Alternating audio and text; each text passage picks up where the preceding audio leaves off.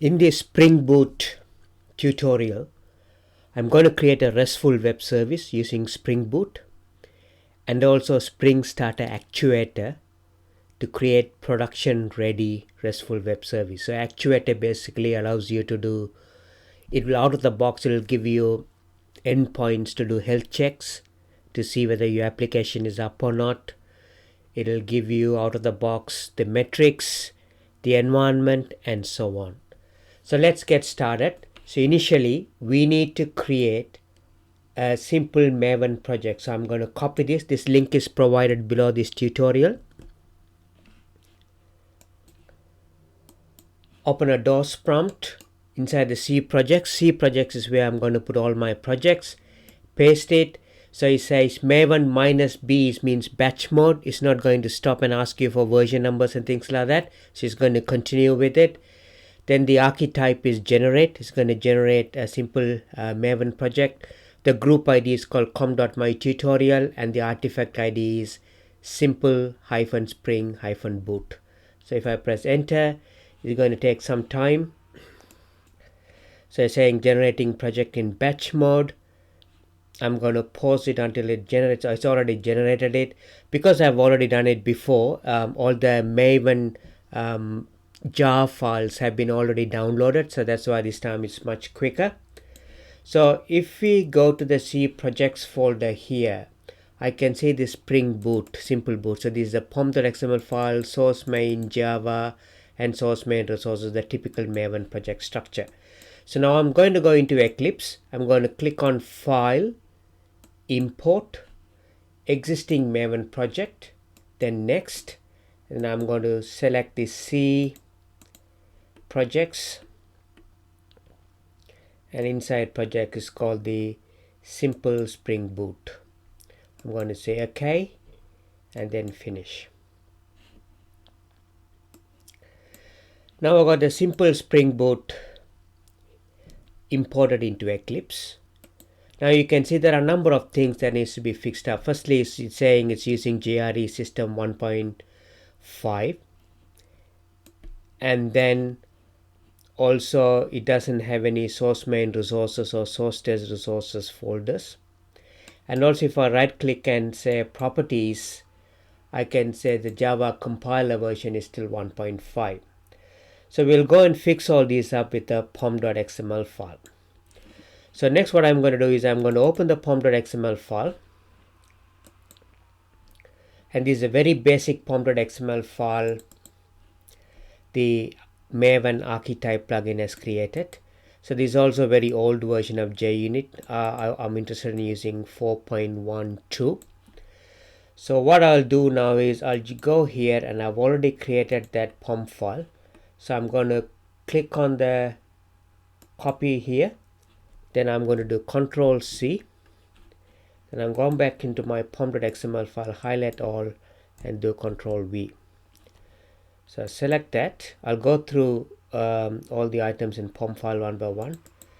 So it's going to go and bring in all the dependencies. Now if we go and see here, the Maven dependency, it has brought in all these dependencies. So this is the power of Spring Boot. So Spring Boot is more like a bill of materials. So if I say I'm going to generate a web application and should be production ready, give me all the artifacts required. So prior to Spring Boot, you got to manually go and declare all these things.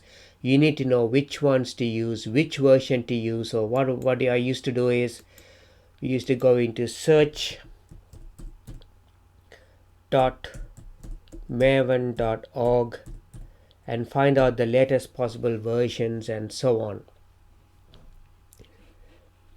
You go here, you type in the group ID, and then you bring in artifacts one by one.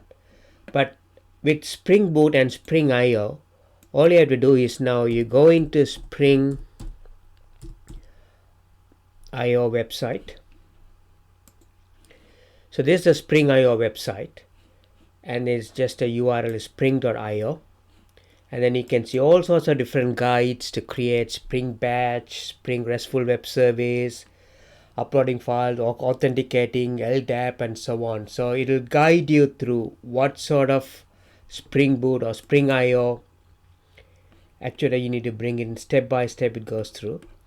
And also I can click on the projects and say, for example, I'm going to create a Spring Boot. I click on here. It also here tells me what I need to include in my pom.xml file. So you will be using this website quite a bit. So Spring IO, it got guides and projects. So let me get back into now here the Spring Boot. I'll go through here. The first one, it's important that what I've done is under properties, I'm saying Spring Boot by default. I think the version I'm using uses Java 1.6. So here I'm overriding by that, saying inside the properties in pom.xml file, I'm saying java.version is 1.8. And also I'm telling Maven to use 1.8. But it's not reflected here. So all I have to do is right click on it and do Maven and then say update project. And it's telling me which project. I'm saying simple Spring Boot and say OK. Now you can see it's gone into 1.8. And also if I right click on it and say properties, and here the compiler version also 1.8. So that's fixed. And then 1.8 is telling me that I'm going to use the Spring Boot 1.8 version. So by default, if I remove this, it will start to use 1.6. And then see here, when I'm using dependency, JUnit and everything, I'm not providing any versions. So that's the power of this parent POM. So when you do a parent and I say org Spring Framework Boot, and I'm saying Spring Boot start a parent. So what this is going to do is going to bring in some smart defaults and filtering out of the box. So for example, it's going to bring in the properties. So if you look into this build system, so the Spring Boot start a parent, by default it uses Java 1.6. So I've overridden that by java.version as 1.8. Then it's going to bring in the dependency management section, and which is going to automatically put the versions in.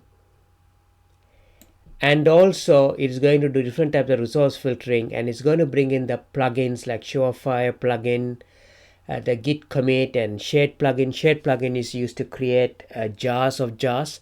So it will go and unwrap the individual dependency jars and put them all into one big Uber jar. And also it's going to do some sensible resource filtering in terms of application.properties or application.yaml and so on. So if you want to see that in action here, so I've just brought in the parent, and if you go into effective POM, you can see what it means. So it has brought in all these effectively under the cover. So you see, you can see all these different versions. You can have Maven, all these versions. You can override these versions in your POM if you want, but these are the default versions. So all these version POMs are not brought in by this parent POM. Is basically actually brought in by this Spring Boot Starter Web and Spring Boot Starter Actuator. I'll look at that a bit later. So if I look at this effective POM here, you will see what I brought in of plugins as well. See all these plugin. So all these smart defaults it brings in by providing the parent in. So say source main resources, default resources, and all these additional stuff. So basically what you provide here is only about say 64 lines, but your effective POM is quite large. So that's the power of the Spring Boot. One is this parent POM, so the starter parent starter Spring Boot starter parent POM, and the other one is these two Spring Boot configuration. That's all. So you have the Spring Boot starter web. So that we are saying that we want to create a web application. So we want to create a RESTful endpoint as part of this tutorial. And also we want to bring in the Spring Boot Starter actuator. So actuator gives you some endpoints to make your application production ready, like health checks, metrics, and so on. And then here we are providing to say that this is the my tutorial, that app is a main class, that it gets bootstrapped when we run. And also we bring in the jar plugin with the Spring Boot Maven plugin, so that it'll create one big jar with all these dependencies. So whatever you have created in this project plus all these Maven dependencies will go into that jar. Okay, so now we have created this. Another way to see which dependency is bringing in what, I can go in here and leave the parent here, and I'm going to comment out these two. So I'll do Control-Shift/. So it's been commented out now. Now you go to Maven dependencies. You can see only JUnit 412 and Hamcrest, just to do JUnit. That's because of this particular dependency is in there. All the other dependencies are gone. And then if you see the effective POM, you can see what the parent POM is doing. So basically the parent POM that we brought in here has brought in all the other sensible filtering and all the other resources for you. And then you may ask, now you can only extend one parent POM, and in many of the organizations all the POM files extend the organization level POM. So you can't extend the Spring Boot POM, parent POM, and you need to extend the organization might have some certain defaults and filtering and certain way of doing it, and every project that you build you need to extend that project. You can achieve that as well. So in Spring Boot what you have is you can provide, so in one of the links I have provided an example, you can have your own parent POM, and then what you can do is you can define these dependencies via a dependency management tag as shown before. So this is another alternative if you want to extend some other parent POM, but you still want the Spring Boot to bring in these smart defaults. You can do via the dependency management dependencies, and you provide these org Spring Boot, and you say Spring Boot dependencies, and you provide the version. So if I want to see what this is, you can go and Control-C. I go to the Maven. So G colon will tell me this is a group ID. So put the group in here. A for artifact, and I'm going to copy in the Spring Boot dependencies. Copy that, and I'm going to paste it here, and then search. You can search any artifact the similar way. So 1.54 release is the one I'm using now. Now I'm going to uncomment this. So all these dependencies are gone. So basically these two are bringing in most of the dependencies that we brought in. So if I go and uncomment this, so select everything and Control-Shift/ to uncomment it, and I'm only going to comment in the actuator plugin. So if I go and comment this and then save it, you can see all the Spring Web related, starter Spring Web related dependencies are brought in. So Jackson annotation, Jackson data bind, Spring EOP, Spring Bean, Spring context, Spring MVC, logging, YAML file for configuration. And another important thing to notice here is the Tomcat, embedded Tomcat. So all these Spring Boot applications come with the embedded Tomcat, so you can run the whole application. I don't have to really deploy it to an outside Tomcat. It's good for testing purpose. So when you really build it, then you build it without the Tomcat and you deploy to an external Tomcat server. But the embedded Tomcat is very useful for doing a quick test. So you have Tomcat embedded WebSocket, and you got Tomcat embedded EL and Tomcat embedded core. And also you got all the other Spring Boot starter plugin, but you don't have any actuator whatsoever. Now I'm going to go and uncomment this actuator and then save, and here we go, Spring Boot starter actuator, Spring Boot actuator. And obviously Spring Boot actuator uses some of the dependencies that have been already brought in by the Spring Boot starter web itself. Okay, so that's we have got the Spring Boot, we have understood the pom.xml file. Now I'm going to move, and I'm going to automatically, this would have created a very simple app.java here. So I'm going to make this app.java so I can easily run this app.java. I can build it, and if I run it, I'll get hello world. So I'll quickly show that. So what I need to do is right click on it, run as maven install, which will build a jar file. So jar file would have been built into the target, and you can see simple Spring Boot 1.0 snapshot jar. So why you have the Spring Boot original and then jar is the original is the one which built the artifacts from the project that we have created, like app.jar, app.java and so on. But this simple Spring Boot 1.0 snapshot jar is the one has got whatever is in here plus all the maven dependencies is brought in. So if you compare the sizes, you can see, say if I right click on it and say properties, so this is only about 3 kilobytes. So, and this will only have whatever we added in our project. But if I go and right click on the Spring Boot jar and say properties, see this is quite big. It's almost 14 meg. So this shows this has brought in all the dependency jars with it. So it unwraps every one of those maven dependency jars and build them, wrap it up in a one big, it's called the uber jar. So one big jar, so that we can, it's executable jar, it can be run. Another alternative is to build a war file and then inside the lib file add all the other jars, because jars cannot have another jars, but a war file can hold jars.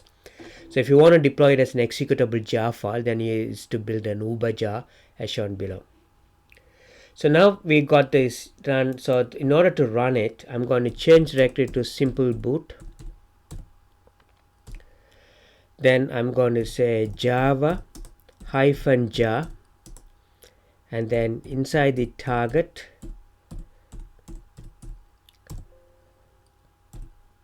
simple, so /simple Spring Boot jar.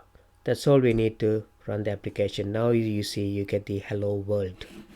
So this hello world is coming from this application here, hello world, from the app.java. Now if I want to see out of interest what is in the snapshot jar, so there's a jar plugin that's already comes with not a jar.exe executable file that comes with it, and -tvf is to list, and I say target /simple Spring Boot, and I think I need to print a more, there'll be quite a few. You can see now inside the boot info you got lib, logback classic jar, logback core jar, all these have been brought in. So it's a massive, oh okay, it adds it as a lib.jar file. It's not like a typical uber jar that I thought, but it puts it into a boot in folder, lib, and all these jars get added into that jar. So you got quite a few, and then you will have all the Spring framework, you got important classes as well. So it's one massive file basically. But if I want to see the original jar, so which is I just want to check the name. If I look at it, it's called snapshot jar.original, snapshot jar.original.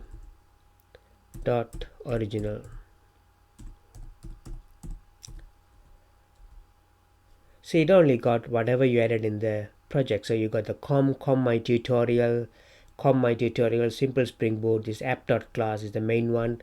I've also got the pom.xml file, and that's for the Spring Boot. It's not even the pom that we added, and also the pom.properties file. They all come from Spring Boot. So really, it's the app.class file is only one gets added in the original.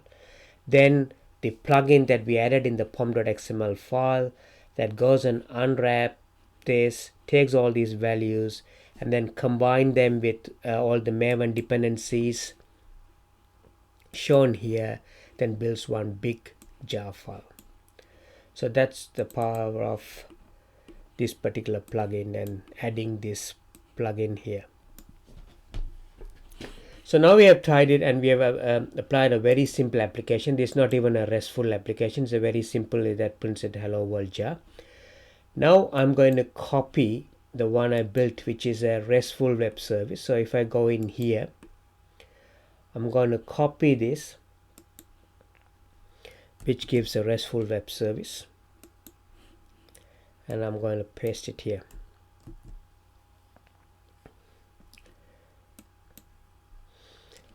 And now you can see only annotation you got to do is Spring Boot application. Just to say, before we used to put add configuration, add web enable MVC, and so on. Now they all those 2 or 3 annotations that we looked at in creating a RESTful web service without Spring Boot is being combined into just one Spring Boot application. So that's the power of Spring Boot. So so in addition to bringing in all the dependencies and version numbers, it also does some smart configuration. And in the Spring Boot 11 Spring Boot interview questions and answers, I'm going through all the benefits and all the key points that you need to know from an interview perspective on Spring Boot. And then here add controller. So I don't have to really use that. So here I am using add controller and response body. We looked at in one of the earlier tutorials that I can really go and do a REST controller here, just to tell this is going to be a RESTful web service, and then I can get rid of this at response body as well. So a few annotations, I go and save it here, and I do a Control-Shift-O to get rid of the unwanted imports. Now we got a RESTful web service. So basically, main is where the Spring will start bootstrapping. Then we say Spring application.run. So we say app.class, that's this particular class. And then this particular class is going to expose a RESTful web service, and anything with /my app will come here, and the method is called hello. It's not important, and then all it does is prints hello from RESTful web service. So let's go and build this again, then run it, and then we will run this RESTful web service. So I'm going to click on run as Maven install to build the jar file. Just build it successful. Then I'm going here. Now if I start to run this, you will see the Tomcat server running as well, because the RESTful web service. So before we ran it, it just print hello world, that's it. So if I go back, so this is a command that I ran, so java-jar, and this is the jar I want to run. Now you can see Spring Boot is starting with a Tomcat server. So started application, so JVM is running, it says. Now in one of the previous tutorials, I introduced to a tool called WizTools REST Client, which is very handy to test the RESTful web services. So if you look at the RESTful web service beginner tutorial, you'll see how to install and get started with this tool. In this case, I've already got the jar file. I just double click on the jar file, and I can start a REST client. Now I started the REST client, localhost 8080, and I know my URI endpoint here is called, in the app.jar is called my app. So I type in my app.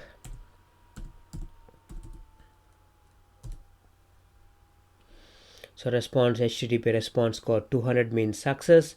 It is a GET call, localhost 8080 my app, and I want to see what's in the body.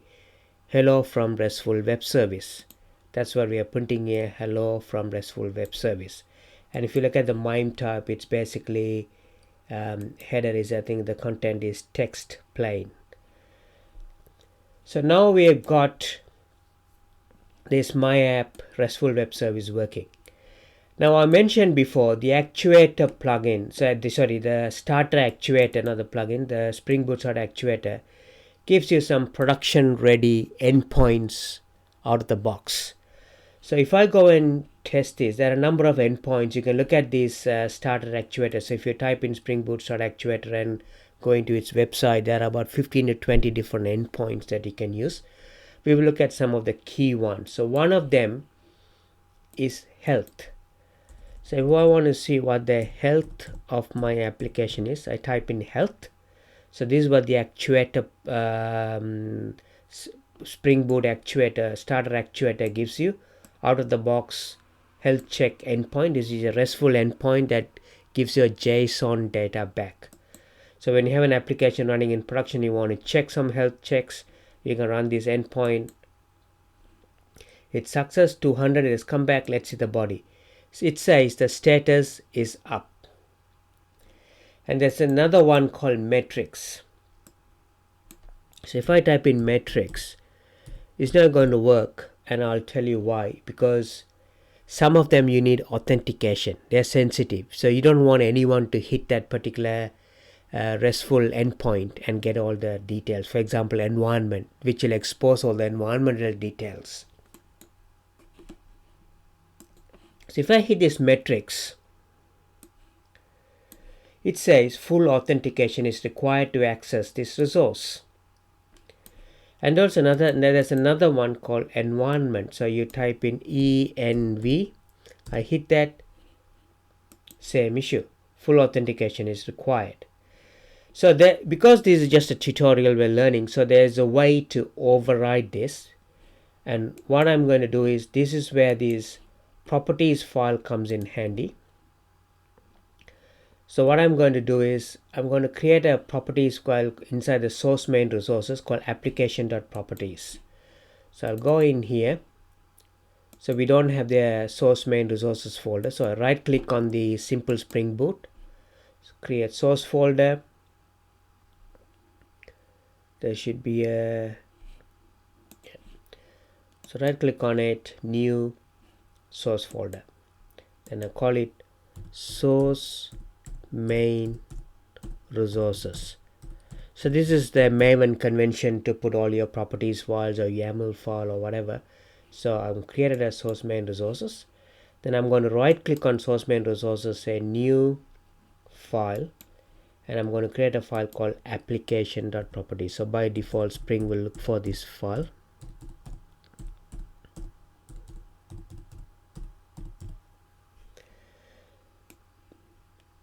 So it will look for this application.properties file because we have provided this starter parent POM. So which knows you guys look for the application.properties file. So say finish. Then I'm going to copy whatever I have here.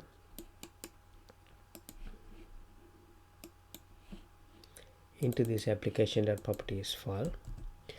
So basically it's saying endpoints beans ID Spring Beans. Here saying this metrics is saying sensitive. By default is true, sensitive is true. So here I'm overriding that and saying endpoints that with metrics endpoint, that's what we are using in the URI /metrics, sensitive is false. And similarly the environment is another endpoint. So endpoints environment, which is you normally hit it with /n, sensitive false. So now I'll go and save this. Now I'm going to build it again, run as Maven install. While it's building, I'm going to do Control-C to stop this Tomcat from running. Looks like it has built. Now I'm going to run the Tomcat again, run the application within the embedded Tomcat.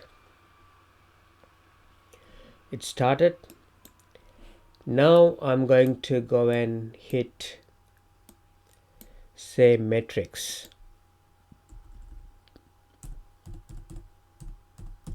Enter. Here I've got the whole metrics. So So it's saying memory, how much memory is being used, how much is free, how many processors are there, how long it's been up for, all this information. So I've just put this information in a more readable format here. It's also in the link provided below. So it gives you all kinds of metrics. And also now I can go and hit the env as well, because I marked env endpoint as insensitive, so I made it sensitive equals false. So now it gives you all the information about profiles, server ports, server port 8080, and which folder it's running from, and so on. So this is the power of the actuator plugin. So it makes your RESTful or whatever you're building, Spring Batch, Spring Boot Batch, or whatever, kind of production ready with some additionals. It got methods to trace, methods to do log files, and so on. So you can look at these in the actuator plugin. So we have looked at a very simple Spring Boot application, expose a RESTful web service. We have seen the power of Spring Boot. It has brought in all the dependencies, and the actuator plugin gives you some additional RESTful web services functions out of the box. And I'll provide all the links underneath, so that, and also we saw that if you can't use the parent POM, Spring Boot's parent POM, there's an alternative way, because some companies you have your company-wide parent POM that you need to extend. In that case, you can bring it via a different dependency, as shown here by the dependency management pom.xml file.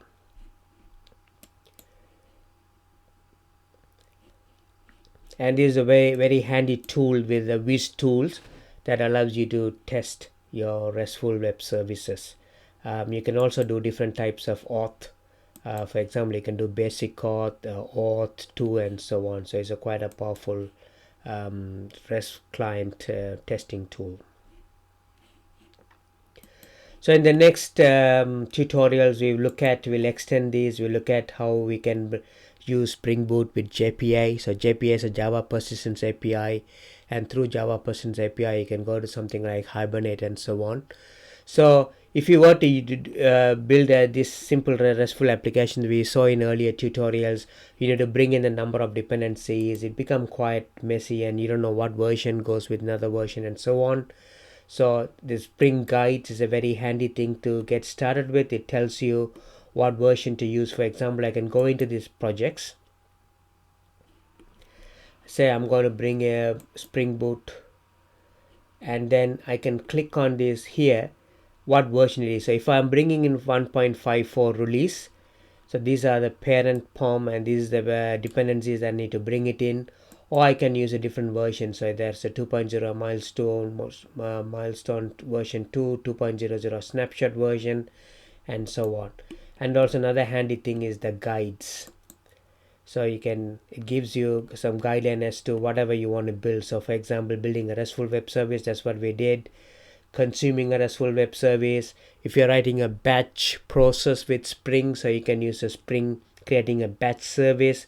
So you can click on the batch service and you can go through this, and it tells you what needs to do. If you're using Gradle as your build tool, and if you're using Maven as your build tool, you can click on this.